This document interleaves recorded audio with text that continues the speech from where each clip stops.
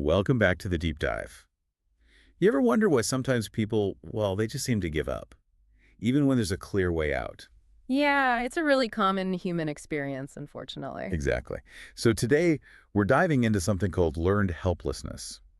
And the really wild part, its origins didn't even start with humans. That's right. It's a concept with a fascinating backstory. So our mission today is to unpack what this really is, where it pops up, sometimes in really unexpected ways in your life, and maybe most importantly, how you can potentially break free from it. And what's so profound, I think, is just how much this psychological concept impacts our daily lives. It really influences motivation, our choices, even our emotions, Oh. often without us quite realizing it's happening. It's like this subtle undercurrent. Definitely a subtle but, yeah, powerful force. Okay, let's get into it. To really get learned helplessness, we actually need to go back, way back to the 1960s. To Martin Seligman's work, right? Yeah, psychologist Martin Seligman. He was doing these experiments with dogs. Now, I know that might sound a bit odd at first, but stick with us here. It's crucial to the story. So in his setup, these dogs were exposed to electric shocks that they couldn't avoid. No matter what they did, the shocks came. Uncontrollable negative events. That's the key. Exactly. But here's the kicker. Later on, those same dogs were put in the situation where they could escape the shocks. All they had to do was jump over a really low barrier. Simple. You'd think they'd jump immediately. Right, but many of them didn't even try. They just Yeah. lay down, whined. It was like they'd learned that nothing they did mattered. Their actions were, well, futile. They learned helplessness. You know, when I first read about Seligman's dogs, it really made me think, how many times have I, personally felt that way? That sense of, why bother? Hmm. Even when maybe there was a path forward. It resonates, doesn't it? And what's fascinating scientifically is how this observation really uncovered a core psychological mechanism. What is Well, it's the belief that your actions have no effect on the outcomes you experience. And this belief leads to, well, giving up, resignation, even when opportunities for change or escape actually exist. So learned helplessness is basically, it's a psychological state where you learn you're powerless. Exactly. Powerless to change your situation, even when, objectively, you might not be. It develops after repeated exposure to those uncontrollable, unpleasant events we talked about. That really clarifies it. That learned belief becomes the reality. Okay, so if someone is experiencing this, what does it actually look like? What are the key signs or characteristics? Yeah, there are a few core things to look out for. First, and maybe most obviously, is that perceived lack of control. The person genuinely believes their actions won't make a difference. Right, they feel stuck. Totally. Hmm. Second, this leads to passivity. They become inactive, they stop trying, or they just kind of resign themselves to whatever negative situation they're in. Okay, makes sense. What else? Third, and this is really important, it often leads to generalization. That feeling of helplessness in one area can bleed over into totally different parts of their life. Oh, wow. Can you give an example? Sure. Think about a student who, say, repeatedly struggles with math tests despite trying. They might start believing they're just not smart in general. So it affects their confidence in English or history, too, even if they were good at those before. Exactly. It generalizes beyond the original source of the helplessness.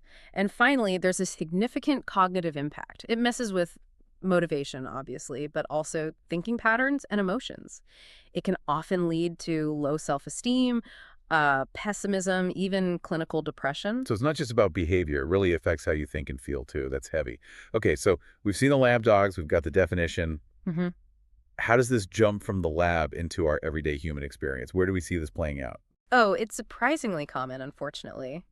Think about depression, for instance. Often, people experiencing depression feel like they have no control over their mood, their relationships, or future prospects, even when change might be possible with support. That sense of inescapable gloom. Precisely. We also see it clearly in education, like that student example kids who repeatedly fail, maybe due to learning difficulties or poor teaching, they might just stop trying academically altogether. They internalize this belief that they're just incapable. That's heartbreaking, really. Where else? Well, think about the workplace or other institutions. Maybe you're in a really toxic environment, right? Where suggestions are ignored, bullying happens, promotions are unfair. People might just stop speaking up, stop striving. They feel like, what's the point? Nothing I do matters here. Yeah, I can definitely see that. That feeling of futility at work. And perhaps one of the most serious examples is in abusive relationships.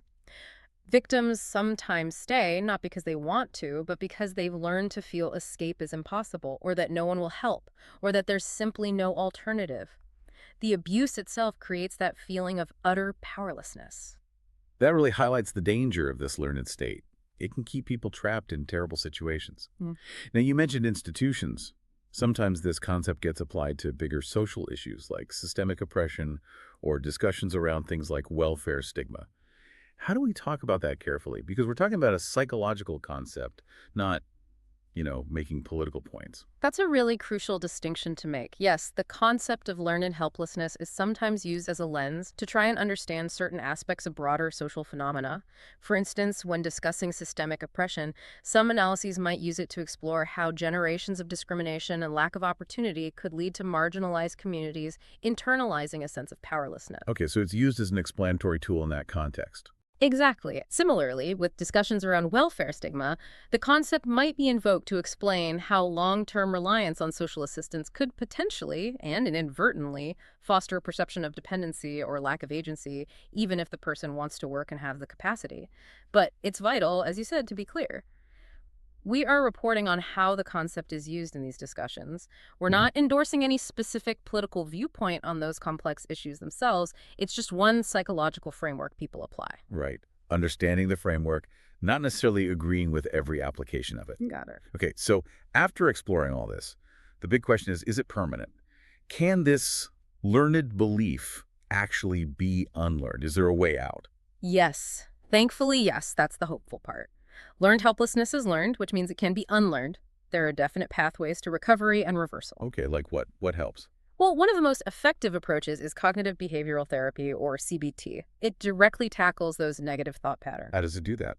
CBT helps people identify those beliefs, the I am powerless, nothing I do matters thoughts, and then challenge them, reframe them. It helps them regain a sense of agency, a sense of control over their thoughts, and subsequently, their actions. So changing the thinking changes the feeling and the behavior. Pretty much, yeah.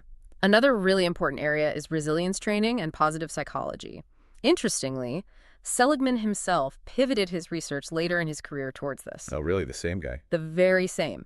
These approaches focus on building coping skills, fostering optimism, and developing what's called self-efficacy. Self-efficacy. That's like believing you can actually do stuff. Exactly.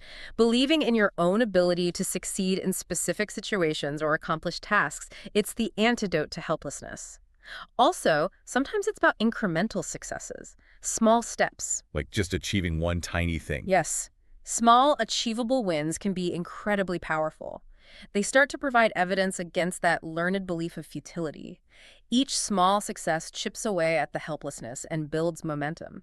Positive reinforcement for effort, not just outcome, is key too. So it's not necessarily one big fix, but maybe a series of smaller steps. Often, yes. And really, the absolute first step is just recognizing the pattern, seeing it for what it is, a learned belief, not necessarily objective reality. That recognition opens the door to fostering autonomy, motivation, and building resilience. Wow. Okay, so from those dogs in the lab decades ago to understanding things like depression, workplace dynamics, and even how to build resilience.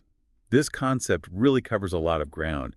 It highlights that deep connection between what we believe about our control and how we actually behave. Absolutely. Believing you have no agency can literally stop you in your tracks, even when, maybe, you do have the power to act. It really makes you think. And maybe this raises an important question for you listening right now. If you connect all this to the bigger picture of your own life, how might understanding learned helplessness empower you?